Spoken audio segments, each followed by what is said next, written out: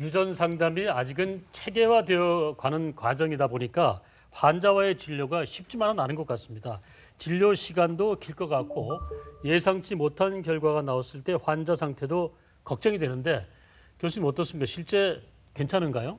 유전자 질환의 종류도 사실 너무나 다양하고 저도 아직도 처음 들어본 질환들이 자꾸 나옵니다. 그렇고 뿐만 아니라 여러 가지 검사 기법도 워낙 많고 하다 보니까 이 환자분들이 또 어떤 질문을 하실지도 예측 불허인 경우가 상당히 많습니다. 그래서 최대한 객관적인 정보를 정확하게 전달드리기 위해서 이 진료 준비에 사실 많은 시간을 쏟고 있습니다. 실제로 그런데 이제 유전자 돌연변이 양성의 결과를 받아보시는 경우에 어떤 심한 죄책감이나 우울에 또 빠지신 경우가 있습니다.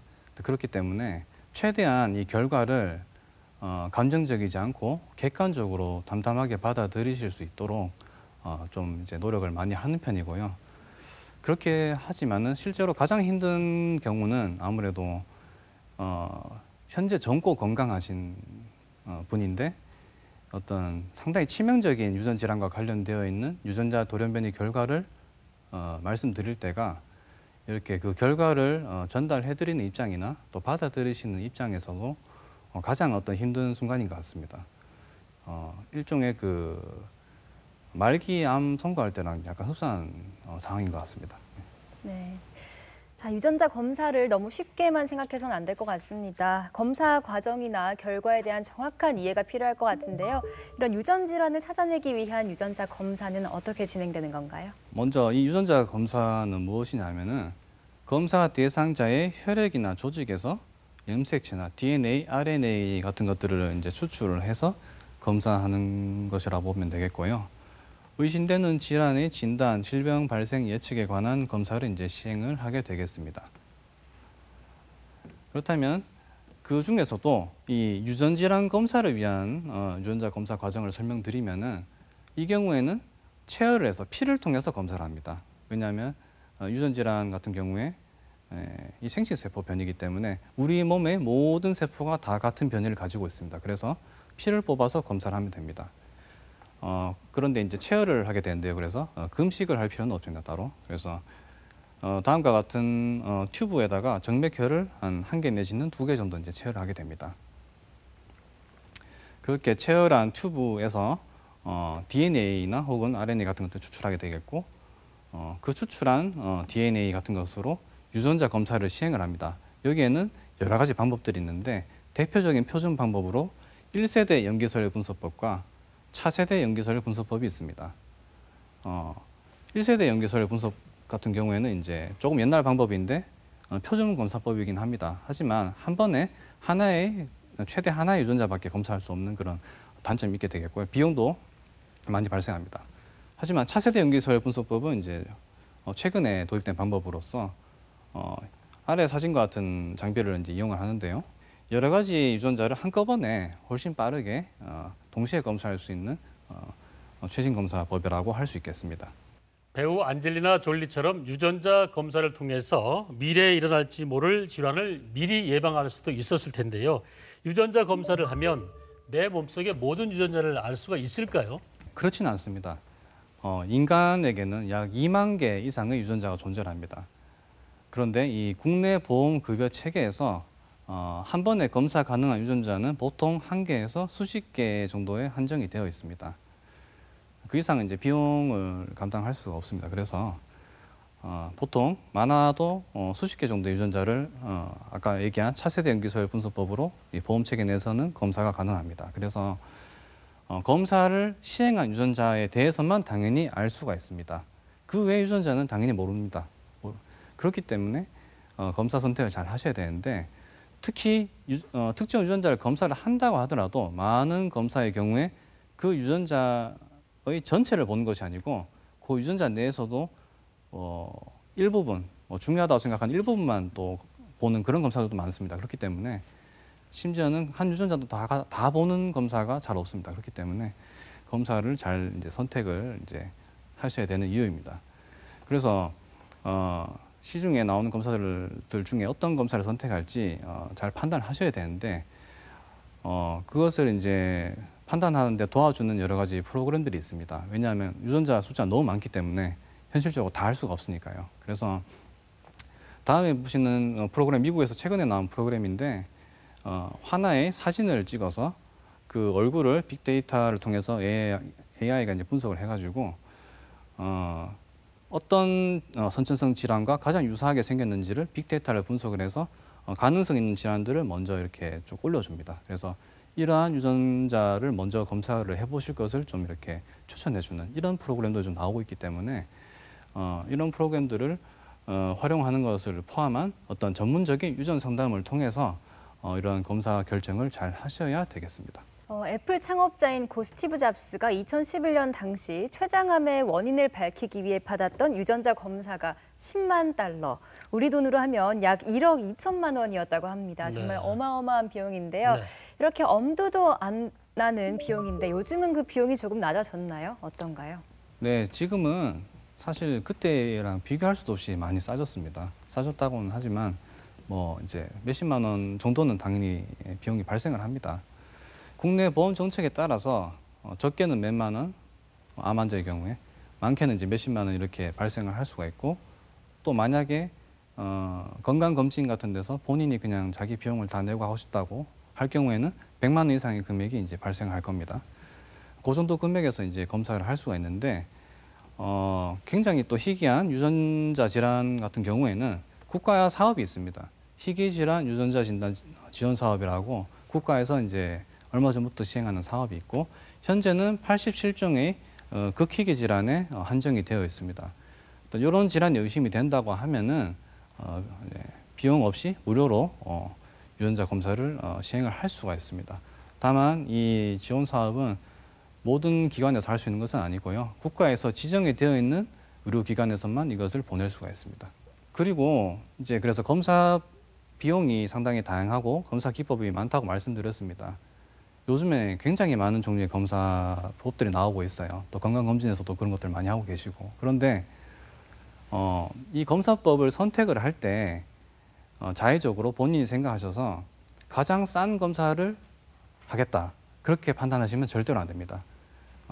그 이유를 말씀드리면은 표준검사법들이 존재를 하는데 아까 말씀드린 것처럼 이 표준검사법에 해당하는 것은 1세대 염기서열 분석법 그리고 이것을 더 개량했는 차세대 염기서열 분석법이 있습니다. 말씀드린 것처럼 1세대 염기서열 분석법은 이제 유전자를 하나하나 낚아 올리는 방식이라 하면 차세대 염기서열 분석법은 한꺼번에 이렇게 끌어올리는 방식이라고 보시면 되겠습니다. 이것을 Next Generation Sequencing, NGS라고 얘기를 하는데 이러한 표준 검사법 외에도 굉장히 많은 숫자의 검사 기법들이 존재를 하게 되겠고 시판되고 있는 검사들 중에 어떤 경우는 보면은 유전자의 일부분만 게다가 또 굉장히 부정확한 방식으로 시행하는 검사들이 요즘 굉장히 많이 나오고 있습니다. 그래서 전문가가 반드시 유전 상담을 통해서 적절한 검사를 선택하는 것이 매우 중요합니다. 네, 유전자 검사의 문턱은 많이 낮아졌는데요. 유전자 검사의 정확도는 어느 정도인지 그리고 돌연변이가 발견됐을 때 이게 모든 질환으로 이어지는 건지 궁금하거든요. 네, 그 부분에 대해서 말씀드리겠습니다. 일반적으로 유전자 검사를 이제 했을 경우에 어떤 결과를 받아보실지 이제 기대를 하실 건데 양성이냐, 음성이냐 일반적인 검사처럼 그렇게 아마 많이 기대를 하실 겁니다. 그런데 실제로 그 두 가지만 나오는 것이 아닙니다. 한 가지가 더 있습니다.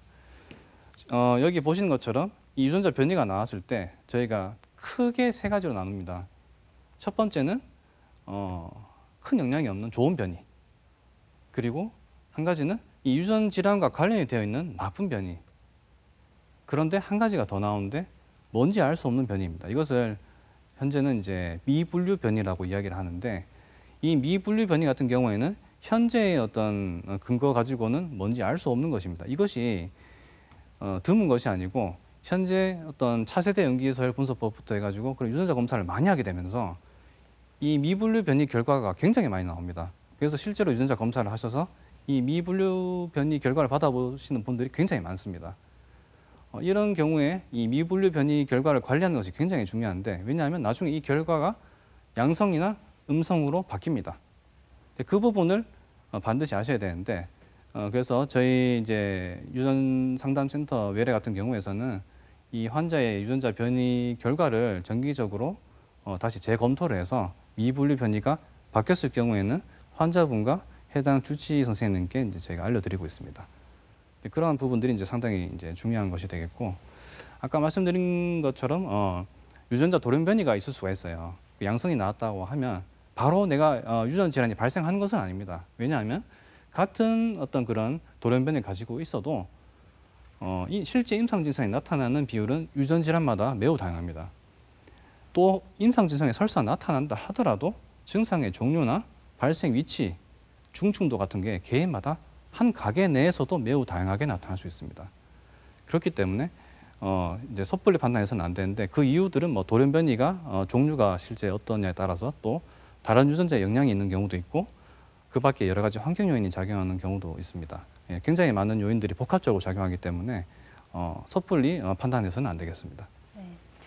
조금 전에 교수님께서 차세대 염기서열 분석법으로 다수의 유전자 변이를 동시에 확인할 수 있다라고 하셨는데, 그러면 궁금한 게 유전 검사를 통해서 유전 질환을 미리 예방할 수는 없을까요? 네, 미리 예방을 하는 것이 가능합니다. 하지만 치료라고 얘기를 한다면 치료는 불가능합니다. 왜냐하면 본인에게 이 유전자 돌연 변이가 있다고 한다면은 우리 몸의 모든 세포가 똑같은 유전자 돌연 변이를 다 가지고 있는 상태로 태어났거든요. 이미 그렇게 태어났다면은 그 유전자를 다 바꾸는 것은 불가능합니다. 이미 태어난 상황에서는. 네. 하지만 착상전 유전 진단이라는 것이 있습니다. 이것은 그래서 태어나기 전에 할 수 있는 것이죠. 어떻게 보면 영어로 PGD라고 하는데, 아래 그림처럼 착상전 배아로부터 소수의 세포를 채취하여서 유전자 이상 여부를 미리 유전자 검사로 확인한 후에 건강한 수정란 맞는 선별해서 이식하는 이런 기법이 있습니다. 이런 경우는 근데 국내에서는 현재 생명윤리법에 의거해서 현재 약 160여 개 정도의 유전 질환으로 딱 한정이 되어 있습니다. 물론 근데 이게 계속 종목이 계속 늘어나고 있고, 또 이런 것은 이제 국가마다 어떤 이런 생명윤리에 관한 정책이 상이하기 때문에 법이 사실은 많이 다릅니다. 나라마다. 네. 그리고 그 외에 이제 어떤 유전성 질환을 이제 받아들였을 때 실제 치료 어떤 예방적인 것들을 시술을 능동적으로 할 수 있는 대표적인 질환이 유전성 암이 되겠습니다. 유전성 암의 경우에 만약에 이 정상인이 어떤 이런 유전자 패널 검사를 시행을 해가지고 만약에 유전자 돌연 변이가 나왔다고 하면은 이 유전자 검사는 보통 한 8주 이상의 시간이 소요됩니다. 그렇게 해서 뭔가 이제 양성이 나왔다, 돌연 변이가 양성이 나올 경우는 그 예상되는 질환에 관해 가지고 어떤 추적 관찰이나 예방적인 시술을 각 임상과에다가 저희가 전원을 시켜 가지고 그런 것들을 이제 시술을 진행을 할 수가 있습니다. 네, 최근에는 빅데이터와 인공지능이 발달함으로써 치료 환경도 많이 달라지고 있는데요. 네. 유전자 검사 분야도 새로운 변화를 맞이하게 될 것 같은데 어떻습니까? 네, 그렇습니다. 앞서 말씀드린 것처럼 이 정밀의학이라는 것이 결국에는 이 유전자 검사 정보를 바탕으로 개개인의 특성에 맞는 맞춤형 치료를 하는 것인데요. 이 정밀의학이 이제 미국이나 중국 같은 경우에는 2015년도부터 해서 국가적으로 엄청난 금액을 투자해서 이제 그것을 발전시키고 있습니다. 네. 국내 같은 경우에는 이제 2017년도부터 해서 차세대 염기서열 분석법이 이제 국내 보험 체계에 들어오게 되면서 각 여러 유전 질환에 관한 유전자 정보들이 이제 급속하게 누적이 되고 있습니다.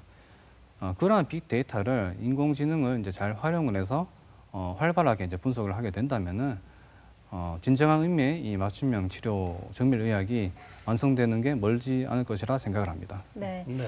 언젠간 누구나 건강검진을 받는 것처럼 누구나 유전자 검사를 받는 시대가 올 것 같습니다. 아직까지는 그렇게 보편화된 건 아닌데 질환을 예방하기 위해서 어떤 분들이 유전자 검사를 받는 게 좋을까요?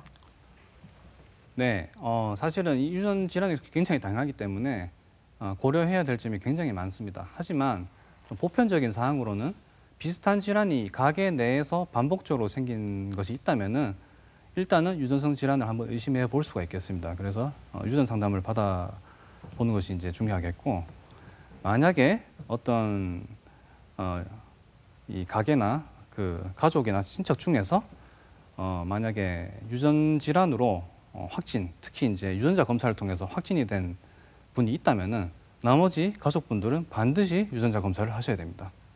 그렇게 해서 만약에 돌연변이 양성이 나오게 되면은 어떤 추적 관찰이나 예방적인 시술을 할 수 있는 것을 다 해봐야 되겠죠. 네. 그런 것들이 이제 굉장히 이제 중요하게 되겠고, 그 외에 유전자 검사 같은 경우에 어떤 희귀 질환 같은 경우에는 국내에서 검사가 가능한 질환도 있지만 불가능한 질환도 많이 있습니다. 그런 것도 있고, 또 앞서 말씀드린 것처럼 유전자 기법이 굉장히 다양한 종류가 있습니다. 그렇기 때문에 고려해야 될 점들이 너무 많죠. 예, 결론적으로 말씀드리면은 이런 것들을 사실 혼자서 판단하실 수는 없고, 유전 상담 전문가가 있는 곳에 가셔서 전문적인 유전 상담을 하셔서 어떤 그런 검사에 대한 선택과 고려를 하시면 되겠습니다. 네, 유전자 상담에 대해서 자세히 알아봤습니다. 세대를 이어주는 건강한 유전자를 전해주는 방법 중 하나가 건강한 환경과 생활 습관을 물려주는 게 아닌가 싶습니다. 네, 환경 호르몬이나 나쁜 생활 습관에 계속해서 노출이 된다면 아무리 좋은 유전자를 가지고 태어났더라도 다양한 질환에 노출될 수밖에 없겠죠. 오늘을 기회로 해서 가족의 유전 환경, 또 생활 환경 함께 체크해 보시면 좋을 것 같습니다. 네, 유전자 질환을 통한 예방과 치료에 대해서 자세히 알려주셨습니다. 진단검사의학과 유전상담센터 김도훈 교수님과 함께했습니다. 고맙습니다. 네, 감사합니다.